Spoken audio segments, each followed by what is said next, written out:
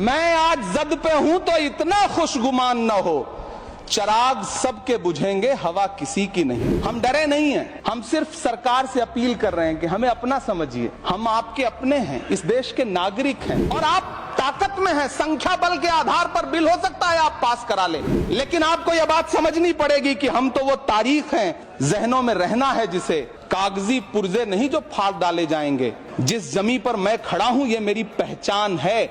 आप आंधी हैं तो क्या मुझको उड़ा ले जाएंगे? ये बिल सिर्फ इस देश के मुसलमानों को नीचा दिखाने का और अपने एक ऐसे मतदाता वर्ग को खुश करने का बिल है जिनको इस बिल के पास हो जाने से कुछ मिलेगा भी नहीं। जिल्ले इलाही, जमहूरियत जो है वो नफरत और ठसक से नहीं चलती है, अकड़ से नहीं चलती है, उसमें सबकी हिस्सेदारी जरूरी है। सबको समझना पड़ेगा कि जब जंगल में आग लगती है तो न वो बरगद बचते हैं जो हवा को आंधी में तब्दील करते हैं, न वो बांस बचते हैं जो आपसी रगड़ से चिंगारी पैदा करते हैं। जिस बिल को मुसलमानों के हुकूक की हिफाजत करने वाला बिल बताया जा रहा है, उसी को पेश करने के लिए और उस पर बात करने के लिए लोकसभा में भाजपा सरकार के पास एक भी मुस्लिम सांसद नहीं है। जिस वक्फ बिल को मुस्लिम महिलाओं को हक दिलाने वाला बताया जा रहा है, उसे संसद में पेश करने वाली पार्टी के पास न तो राज्यसभा में, न लोकसभा में, न देश की किसी विधानसभा में एक भी मुस्लिम महिला सदस्य नहीं।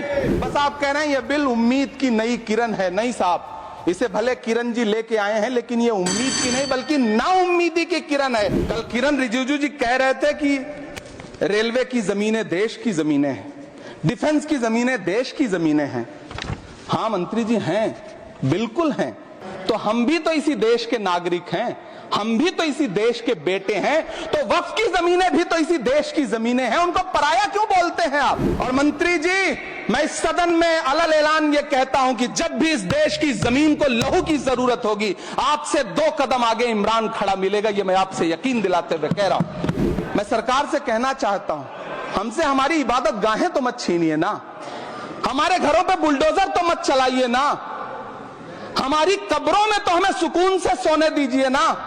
लेकिन डॉक्टर बाबा साहब अंबेडकर के संविधान को हर दिन कुचलने वाली ये सरकार देश के मुसलमानों से नफरत में इतनी अंधी हो गई है कि खुलेआम देश की संसद में देश सरकार के माइनॉरिटी मिनिस्टर साहब और होम मिनिस्टर साहब झूठ बोलते हैं और देश को गुमराह करते हैं। धन्यवाद मोदी जी, क्या बढ़िया सौगातें मोदी दे रहे हैं आप।